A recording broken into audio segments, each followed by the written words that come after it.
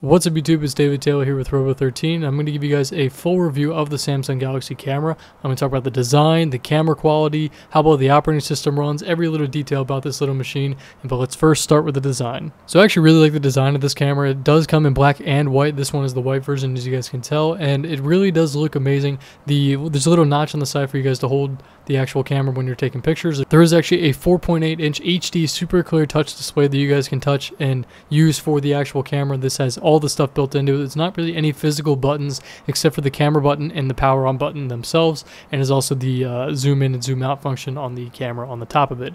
Now the actual dimensions of this thing is 70.8 millimeters by 128.7 millimeters by 19.1 millimeters. Now on the right hand side, it does have a 3.5 millimeter headphone jack, so you guys can plug in any of your regular headphones and use that. Now this particular model comes with a 4 GB built-in memory. You can upgrade it to 64 gigs though using a micro SD XC card. Now this does actually have a built-in SIM card support, so you can use this on Verizon or AT&T. I'm not sure about the other carriers, but you can use it on those two. I know that for a fact. The resolution of the display is HD. It's 1280 by 720. Now on the right hand side, you will see a micro USB port so that you guys can charge this. The only downside that doesn't come with this is that you have to charge it with the battery in the device. You can go buy an external charger as well, but they don't actually ship it with that. They actually have to plug it into the camera in order to charge the battery.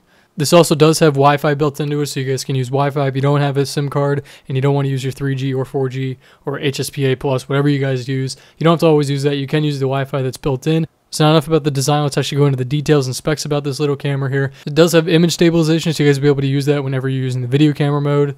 It does have TTL autofocus, so it does have center, multi, and face detection autofocus. If you guys ever have issues with autofocus with other kind of cameras, you really won't find that in this one. It does have a very good autofocus when you hold in the camera button. It also does have program, aperture priority, shutter priority, and manual exposure. If you're trying to shoot a video clip, this will actually record in 1080p, 30 frames per second, and it will shoot in 60 frames per second when you're using 720p. It does have a built-in flash as well. You guys just have to push the little button on the side and the little flash thing pops up and you guys can take a picture in the dark. Now the battery that comes with this thing is a 1650 milliamp battery. It says it can get up to 280 hours of standby time. That's if you're really not using it at all. But now depending on how much you actually use it, you can get between 5 to 10 hours of actual battery use before this thing dies.